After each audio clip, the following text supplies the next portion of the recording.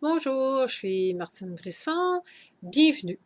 Alors aujourd'hui, naturellement, étant donné que c'est un set d'hypnose, on va parler de l'hypnose parce que de temps en temps, j'ai des gens qui viennent me voir, puis je demande toujours si le conjoint ou la conjointe savent qu'ils ont pris un rendez-vous en hypnose et surprenamment, souvent la réponse est non. Pourquoi? Parce que les gens disent: «Oh non, mon conjoint ou ma conjointe pense que c'est trop wou-wou, hein, et qu'eux autres, ils croient pas en l'hypnose».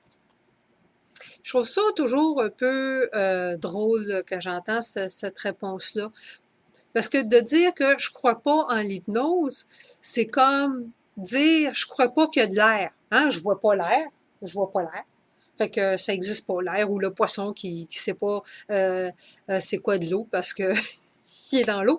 L'hypnose, étant donné que c'est un phénomène tout à fait naturel, c'est difficile de dire je crois pas en l'hypnose, étant donné que cette personne-là se met probablement 7 à 10 fois par jour en hypnose sans s'en rendre compte, se crée probablement ses propres croyances dans sa tête qui est limite, mais l'hypnose, ça n'existe pas. Alors, je trouve ça toujours un peu amusant comme réponse. Parce qu'en fait, l'hypnose, là, c'est pas, c'est pas quelque chose de nouveau, là, hein? On utilise l'hypnose depuis pas mal temps immémoriaux, hein? Alors, c'est pas quelque chose de nouveau, c'est surtout pas quelque chose de nouvel âge non plus, hein? On l'utilise depuis toujours. Peut-être un des plus connus, c'est Mesmer, pas celui qui se promène là, présentement à faire des spectacles, mais Anton Mesmer qui a vécu des années 1700, je pense qu'il est mort en 1815 à ce bout-là. Alors, c'est un des premiers qui a utilisé l'hypnose à des fins thérapeutiques là, documentées. Hein? Ben là, lui, il appelait ça autrement, le magnétisme, là, mais c'était quand même de l'hypnose. Un autre qui est très connu, c'est un autre médecin d'ailleurs, qui s'appelait Esdell, qui a commencé à expérimenter avec l'hypnose des alentours de 1845. Alors, puis il utilisait beaucoup l'hypnose pour ses opérations, ces choses-là. Euh, la clinique Mayo, tout le monde connaît la clinique Mayo. Mais une des choses qui a fait leur réputation, c'est que oui, c'est un des premiers probablement qui sont mis à stériliser, ce qui diminuait le taux d'infection après. Mais ils avaient deux femmes qui étaient anesthésistes, deux femmes médecins qui étaient anesthésistes, qui utilisaient l'hypnose, qui mettaient les gens en hypnose avant les chirurgies. Or, dans ce temps-là, c'était souvent, c'était l'anesthésie là, qui tuait le monde. Là. Donc, en les mettant en hypnose, ils avaient besoin de moins de nitrous oxide ou de l'éther, voilà ce qu'ils utilisaient. Et les gens survivaient à l'hypnose. D'ailleurs, une de ces femmes médecins-là avait écrit un article là-dessus, mais étant donné que c'est une femme médecin, on connaît le misogynisme du temps, ça n'a pas eu les, comment je dirais ça, l'effet escompté, là, c'est pas quelque chose qui s'est propagé dans le domaine médical, mais ça a quand même contribué, entre autres, à la grande réussite de la clinique Mayo. L'hypnose aussi en psychiatrie a été utilisée beaucoup.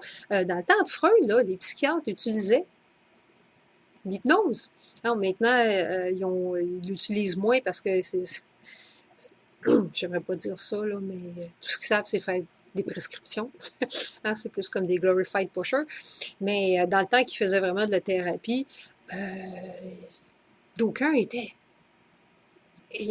formé en hypnose. D'ailleurs, au début de sa carrière, Freud utilisait l'hypnose. Milton Erickson, qui est un grand de l'hypnose, était un psychiatre. Donc, l'hypnose, là, c'est pas quelque chose de nouveau, c'est pas quelque chose de récent, c'est pas quelque chose de nouvel âge. C'est quelque chose qui est utilisé à bon escient depuis toujours pour aider les gens à reprendre le pouvoir sur leur vie. D'ailleurs, il y a toujours des études qui ressortent par rapport à l'hypnose. Je disais récemment que ils ont mis des gens en hypnose là, pendant qu'ils faisaient des RMRI, puis ils se sont aperçus que justement, ça l'aidait à avoir une plus grande connexion à différentes parties du cerveau lorsque les gens étaient en hypnose. Alors, pour ça qu'on réussit à changer des traumatismes et ce genre de choses-là pour que les gens puissent reprendre le pouvoir sur leur vie. Alors, vous pouvez vous rassurer que l'hypnose n'est pas wouhou, n'est pas nouvel âge, mais c'est quelque chose quand même qui est documenté, qui existe.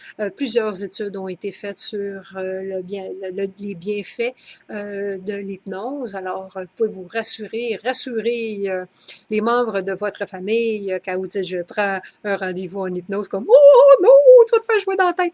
Non, c'est pas, c'est pas ça du tout. On travaille en fait en collaboration. C'est un travail d'équipe. En fait, moi, je suis plus le coach au bas de la ligne qui dit tourne à gauche, tourne à droite, mais ça reste votre choix de tourner à gauche ou de tourner à droite. C'est pas du contrôle mental. Alors, c'est tout ce que j'avais à dire aujourd'hui sur l'hypnose. Oui, ça me fait penser à une autre chose. Il y a un hôpital, je pense que c'est à Liège, qui font 800 opérations par année en hypnose. Hein? Alors, c'est juste pour vous prouver que l'hypnose n'est pas aussi wouhou que certains pourraient le penser. Alors, c'est tout ce que j'avais à dire cette semaine. Alors là-dessus, ben, je vais vous souhaiter bonne semaine.